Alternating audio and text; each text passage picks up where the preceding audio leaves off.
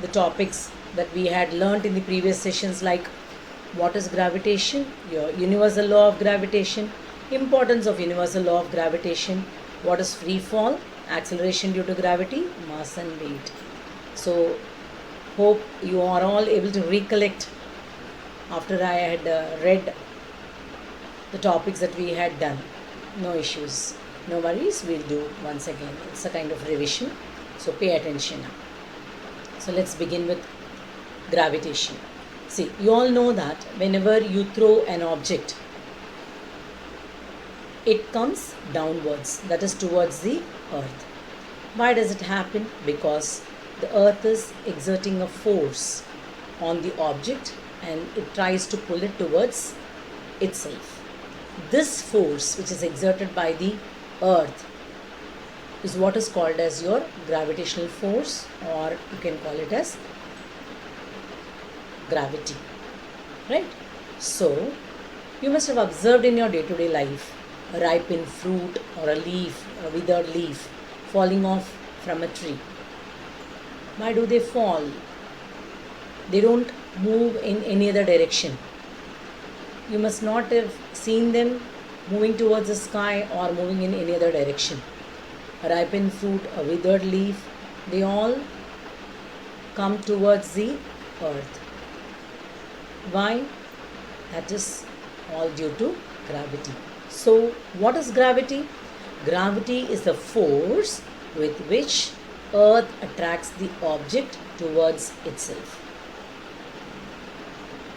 See, I have told you before also, when the earth is exerting a force on the objects above it, the object is also exerting a force. Since our mass is negligible when compared to the mass of the earth, or you can say the mass of the earth is huge, that's why the objects are being pulled towards the earth. That is what you will be doing in your universal law of gravitation. So gravity can be defined as the force with which earth attracts the object towards itself, or in other words, you can assume the earth to be behaving like a magnet and all the objects above the earth's surface as objects made of iron, because magnet has the capacity to attract iron objects. But this earth is exerting a force on the objects to pull it towards itself. At the same time, the object is also exerting a force, but that force is not experienced, or it's not affecting the earth because the mass of the earth is huge. Our mass goes negligible there. Okay, now what is universal law of gravitation? You remember we had done a derivation for this. It states that every body in the universe attracts every other body with a force which is directly proportional to the product of their masses and inversely proportional to the square of the distance between them. This is what I told you just now. Every object in the universe attracts every other object with a force which is directly proportional to the product of their masses and inversely proportional to the square of the distance between them. So when earth is exerting a force on us, we also exert a force on the earth. But that force is not playing its role because we are not able to pull the earth towards us because of its huge mass. So how much amount of force is being exerted? The amount of force that is exerted is directly proportional to the product of the masses. As the mass increases, force applied will also increase, and inversely proportional to the square of the distance between them. That means distance and the force applied are inversely proportional to each other. Means what? Distance is less, force of attraction is more. That is square of the distance, inversely proportional to the square of the distance between them. Clear to you?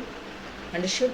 So once again I'll tell you how to derive the value of this capital G, that is gravitational constant. We had done earlier. Once again I'm doing a quick revision of the same derivation. Please watch it carefully. Okay. Consider two objects with masses capital M and small m. Suppose if we consider two objects as A and B, Let the mass of object be capital M and the mass of the other object be small m. So according to your universal law of gravitation, F is proportional to product of their masses, that is mass of the object A and the mass of the object B, and inversely proportional to the square of the distance between them. Let us assume that these two objects are located at a distance d away from each other. So F is proportional, that is F is inversely proportional to square of the distance between them. When we combine these two equations, we get F is proportional to mm upon d square. So in order to remove the proportionality symbol, you always have to introduce a constant. Let the constant that we introduce there be equal to g. So F is equal to g mm upon d square, where this g is what is known as your universal gravitational constant. Or from this, see, we have learnt F is equal to g mm upon d square. If we want g, it is fd square upon capital M into small m. This derivation we have learnt in the previous class when I had started with the lesson. I'm just giving a revision. I'm repeating that once again to you. And this value of this gravitational constant g is 6.67 into 10 raised to minus 11 Newton meter square kg raised to minus 2. Hope it's clear. Now let's move on to the next slide. See, this also we have seen. What is the importance of universal law of gravitation? It is a force that binds us to the earth. If gravity does not exist, then we will not be bound to the surface of the earth. We will be floating in air. Moon has no gravity. That's why people going there are not able to keep their foot on the floor, I mean the surface over there. And there is no gravity, there is no binding force. So this gravity or gravitation, or you can say this universal law of gravitation, is important because it is a force that binds us to the earth. The motion of the moon around the earth is also possible only because of this.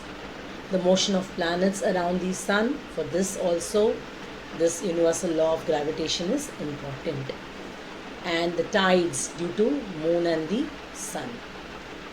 This is given in your textbook. Please have a look at it. Now,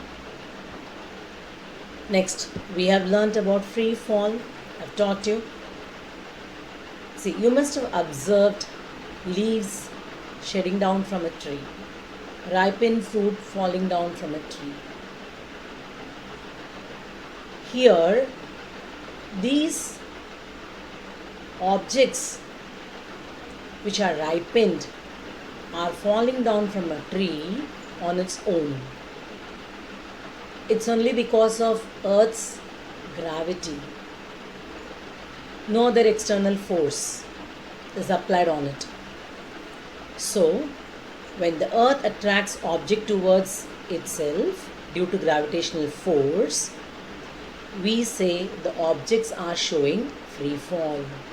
You remember when I did this session, means when I had started with this lesson, when I taught you this concept, I had shown you an animation, a mango falling down from a tree, a leaf, withered leaf falling down from a tree and all. So what is free fall? Earth attracts objects towards it due to gravitational force. When objects fall towards the earth under the influence of this force, that is this gravitational force, we say the objects are in free fall. Okay. Next, you remember we had done the derivation for acceleration due to gravity, small g, right? So what is acceleration due to gravity? Acceleration due to gravity is the acceleration that is gained by an object due to gravitational force. When the objects are falling down, it shows an acceleration while moving towards the Earth's surface. They are moving down towards the Earth's surface only because of the force of gravity. So this acceleration due to gravity is the acceleration that is gained by an object due to gravitational force experienced by it, which is exerted by the earth on that object. So that is what is known as this acceleration due to gravity, and its SI unit is meter per second square.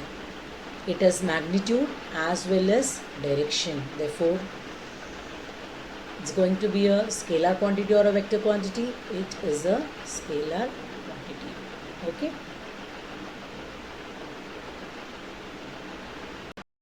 You all remember we got the value of small g as 9.8 meter per second square. We had done a derivation to get the formula for small g, which is equal to gm upon r square. This r square can be replaced with d square also. It's only the vector to represent the distance between the earth and the object falling towards the earth surface. Okay, so now I'll once again tell you. So we had derived that using Newton's second law of motion. You all remember? F is equal to ma. This is your Newton's second law of motion. Now we are talking about acceleration due to gravity.